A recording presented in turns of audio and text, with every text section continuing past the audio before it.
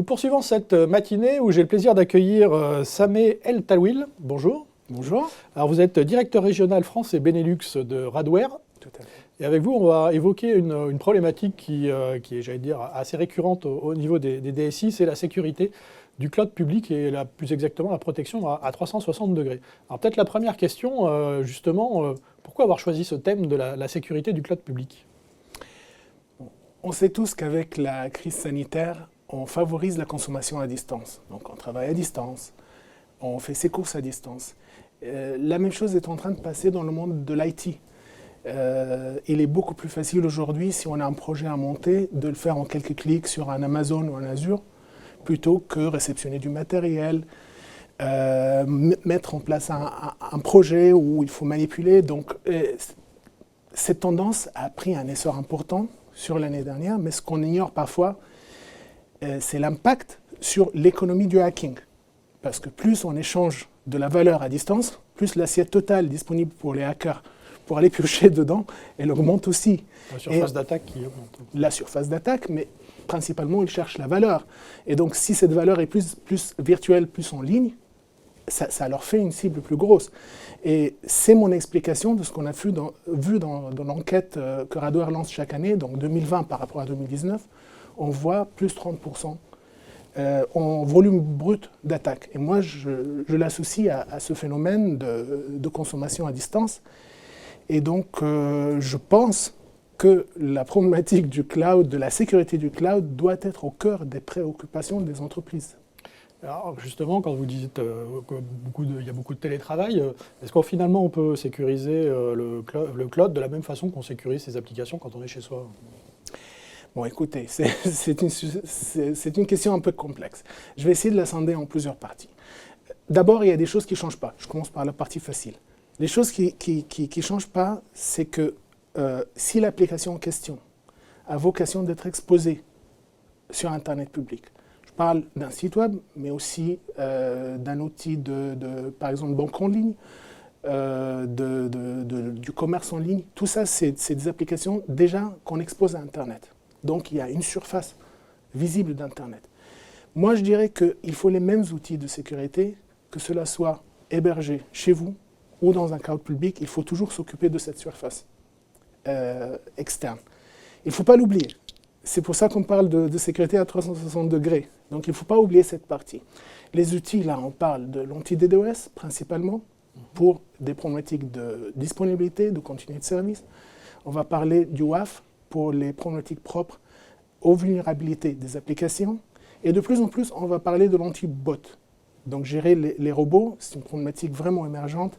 Et les robots, ils vont être plus visibles, ils vont viser des attaques sur la couche applicative. Donc, bon, ça se trouve, c'est le domaine où Radware est très bon. On est leader dans ce domaine. Est-ce que ça change radicalement avec le cloud ? Moi, je dis qu'il y a une tendance déjà dans le mode de consommation qui était à consommer tous ces outils en mode cloud déjà, en mode SaaS. Ce qui fait qu'aujourd'hui, par exemple, je regarde le marché français, on est bien établi, notamment dans le secteur bancaire. Je dirais le 3/4 de nos clients consomment le DDoS et le WAF déjà en mode cloud. Donc demain, s'ils basculent une partie de leur infra dans un cloud public, ils peuvent garder les mêmes outils. Donc c'est la partie qui ne change pas, mais qu'il faut quand même se rappeler d'assurer. Donc, qu'est-ce qui va changer ? Ça, c'est le plus dur. C'est l'infrastructure sous-jacente. On a des habitudes de gérer. On connaît très bien comment protéger un data center privé, un cloud privé. Quand ça bascule dans le cloud public, c'est complètement une autre histoire. C'est un changement de paradigme. Déjà, il n'y a pas d'intérieur, d'extérieur. On accède, nous et les hackers, les ressources de la même manière, dans le même sens. Après, il y a des attaques complètement nouvelles. On peut penser par exemple à l'usurpation de ressources qu'on paye nous à un Amazon, un Azure pour faire du crypto mining. Ça n'existait pas dans le monde d'avant. On peut penser par exemple à la menace de prendre le contrôle de son environnement sur Amazon et donc typiquement associé à une demande de rançon sous peine d'effacer ces applications ou ces accès. Quand on est chez nous, il y a quelqu'un qui menace de faire ça, on le coupe. On est à l'intérieur, on est capable de le garder dehors. Donc, gros changement aussi dans les outils, dans le jargon. Donc, on voit émerger la notion de CSPM. Donc, je ne vais pas aller dans les détails, le CSPM, les WPP. Il y a encore un nouveau jargon qui sort, qui est plus récent, c'est TDR, Cloud Threat Detection and Response. Voilà, tout ça, ça émerge. C'est impressionnant pour les entreprises. Donc, si je dois simplifier globalement quelle est la différence, je dirais qu'il y a 3 principes. D'abord, il faut bien savoir, concernant la sécurité informatique, qu'est-ce qui est de ma responsabilité et qu'est-ce qui est de la responsabilité du fournisseur du cloud. Ils sont responsables de ce qui est mutualisé. Ils nous donnent les moyens de mettre sous clé nos environnements. Mais si on ne ferme pas la porte, c'est notre faute. Si on donne la clé à un tiers, c'est notre faute. Comme chez soi. Voilà, comme c'est choix, quand on est locataire. Deuxième chose, ça peut appeler ce que je viens de dire à une question de mot de passe, de IAM, comme on l'appelle dans le jargon. Mais ça ne s'arrête pas là, parce que pour chaque ressource qu'on va créer, une machine, base de données, etc., tout ce qui est droit et permission, il faut bien le maîtriser. Il faut savoir si c'est exposé, si ce n'est pas exposé, à quoi il a droit de faire. Donc ça devient extrêmement complexe, surtout que ces ressources peuvent être très éphémères. Mais il suffit de quelques secondes pour faire une fuite de données. Donc ça devient vraiment un environnement extrêmement dynamique et très compliqué. Et je suis obligé de vous parler de quelque chose qui devient un peu tarte à la crème aujourd'hui. Il faut de l'intelligence artificielle pour faire la corrélation entre l'ensemble de ces ressources et maîtriser correctement les droits et les permissions.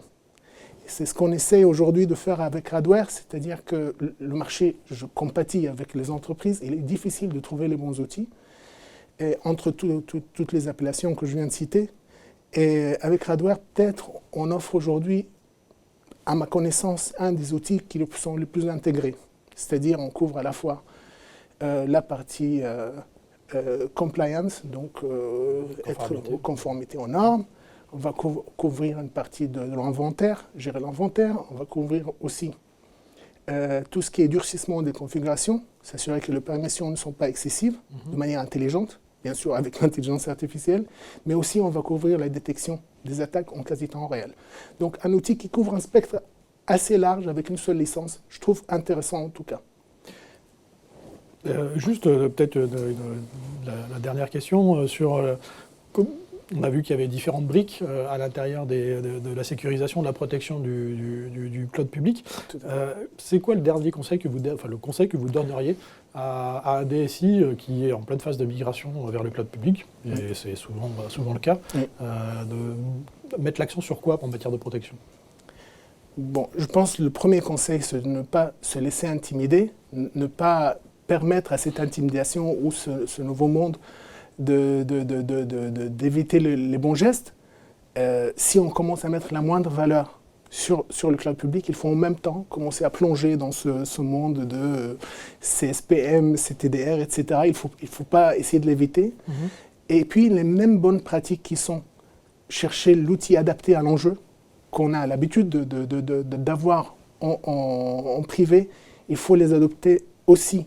Parce qu'on peut se laisser tenter par le plus simple, le plus facile, mais si ce n'est pas adapté aux enjeux, ce n'est peut-être pas la bonne solution. C'est donc garder les bons réflexes. Exact. Sameh Al-Tawil, merci beaucoup. Merci à vous. Et nous poursuivons cette matinée.